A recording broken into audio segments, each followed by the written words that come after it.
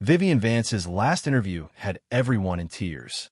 Vivian Vance was born Vivian Robert Jones on July 26, 1909, in the small rural town of Cherryvale, Kansas, the kind of place where everyone knew everyone else, and daily life had a slow, dependable rhythm. She was welcomed into the world by her parents, Robert and Euphemia Jones, who did their best to raise their growing family with structure and traditional values. Vivian was one of 6 children, and growing up in such a bustling household shaped much of her early personality. There was always noise, movement, and lively sibling banter, and Vivian quickly learned how to make her voice heard. When she was 6 years old, the Jones family moved to Independence, Kansas, a larger community opening up new opportunities for Vivian. She attended Independence High School, where she first discovered drama classes. Little did her family know this extracurricular curiosity would ignite the powerful creative force within her that would ultimately redefine her entire life. It was on stage she felt seen and understood, alive in a way nothing else had ever given to her. Despite Vivian's growing passion, her mother was deeply opposed to the idea of her daughter becoming an actress. Euphemia had a traditional conservative view of the world and believed the entertainment industry was an unstable and unsuitable path for a young woman, and her disapproval was strong enough to create constant tension within their home. But Vivian wasn't wired to give up easily. She had a quiet but undeniable streak of independence, the kind only strengthened when challenged. Rebellion for her wasn't wild or reckless. It was purposeful. She changed her surname to Vance, a symbolic step toward building a life of her choosing. She found odd jobs, small ways to support her ambition, and late at night would sneak out of her bedroom window, slipping into the cool Kansas evenings to rehearse, audition, or simply dream beyond the limits being placed on her. Eventually, to be fully involved in the craft, she moved to Albuquerque, New Mexico, where she pursued acting professionally. In 1930, Vivian had her first real break when she appeared in a show at the Albuquerque Little Theater. It was a modest beginning, but it was hers and mattered. The momentum then gathered pace as Vivian began to appear in a variety of local productions that included plays such as This Thing Called Love and The Cradle Song.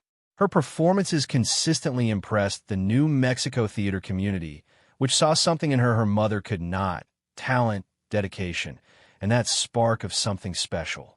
Her work ethic and charm won directors and fellow actors alike. In one of the most meaningful votes of confidence in her early life, members of the theater community raised money to send her to New York City for the opportunity to study under the great stage actress Ava Le Galen, a gesture that changed her destiny.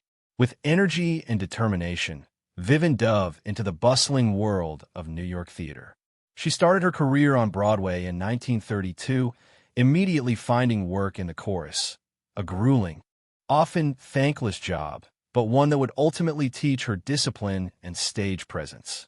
She gradually worked her way into smaller parts, picking up valuable experience that honed her comedic timing and dramatic instincts. In 1937, she scored a supporting role in the musical Hooray for What?, marking her step from the chorus line into more prominent roles. By 1941, she enjoyed her biggest early success on stage when she starred in Cole Porter's musical Let's Face It, playing Nancy Kister. Her performance won wide praise, helping cement her reputation as a gifted comedic actress with a warm, relatable stage presence. In 1947, Vivian resettled in California, just as Hollywood was booming. After grinding out the years in theater, she began dipping her toes into the world of film. In 1950, she made her movie debut in The Secret Fury, where she played Leah, a chambermaid, a small part but a start nonetheless. Soon after, she appeared in The Blue Veil, playing a character named Alicia. Though her film career would never reach the same heights as her work on stage and television, these roles showed her versatility and her desire to keep finding new avenues in entertainment. It was her performance in the play The Voice of the Turtle that proved to be life-changing. Desi Arnaz and his producer, Jess Oppenheimer, saw her on stage and were impressed with her natural comic presence. They were looking for just the right actress to play Ethel Mertz in their new sitcom for television called I Love Lucy. While the character of Ethel was written to be quite a bit older and less glamorous than the real Vivian, Desessy felt strongly that Vivian was right. And boy, was he correct. In 1951, I Love Lucy hit the American airwaves and quickly resonated with audiences around the nation.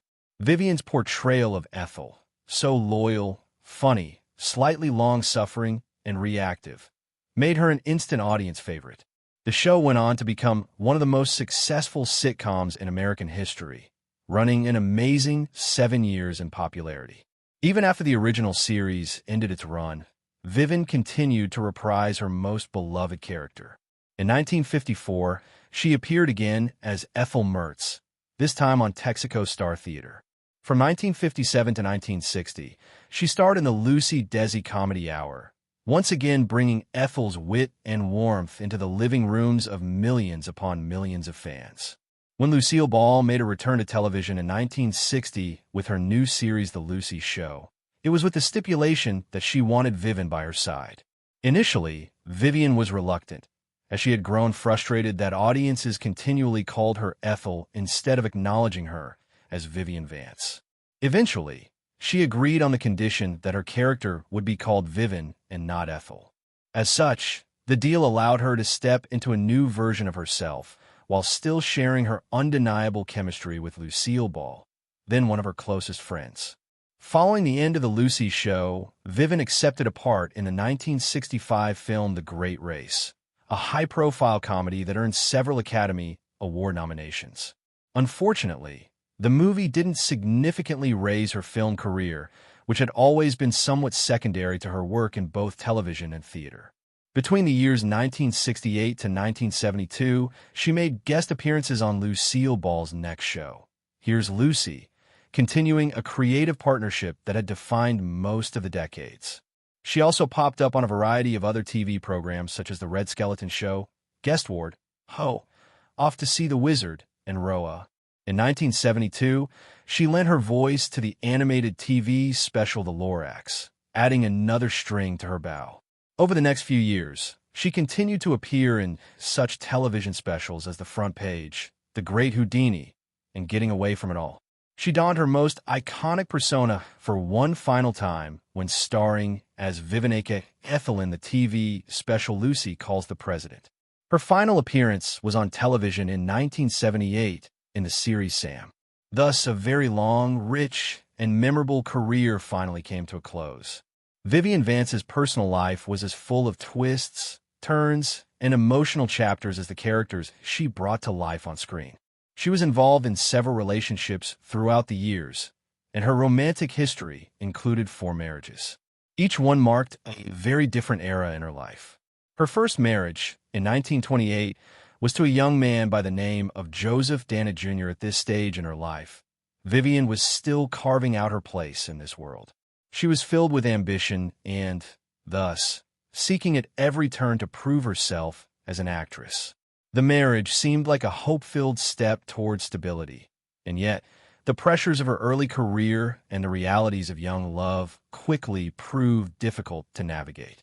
After 3 years of trying to balance home life and her growing passion for the stage, the couple divorced, leaving Vivian with an early lesson about just some of the sacrifices her path would continue to demand of her. In 1933, she took another chance with marriage, this time to George Coe. She was more established and confident by that time, but the world of show business still yanked her in every which direction. The two remained together for several years, through highs and lows in personal and professional life as Vivian's roles expanded, and with them, her commitments. But ultimately, the marriage began to strain under the weight of her demanding schedule and constant drive to excel. Finally, the couple parted ways in 1940, drawing to an end a relationship which had seen both tender moments and mounting tensions. This third marriage, to actor Philip Ober in 1941, would last nearly 2 decades and perhaps be the most complex and challenging of them all. On the surface, their shared profession seemed like a natural bond, and their early years together were filled with the mutual excitement of working in the same industry. As time wore on, however, the marriage became increasingly troubled. Their personalities clashed, and the pressures of Hollywood, coupled with the expectations placed on Vivian during her I Love Lucy, would put an end to it.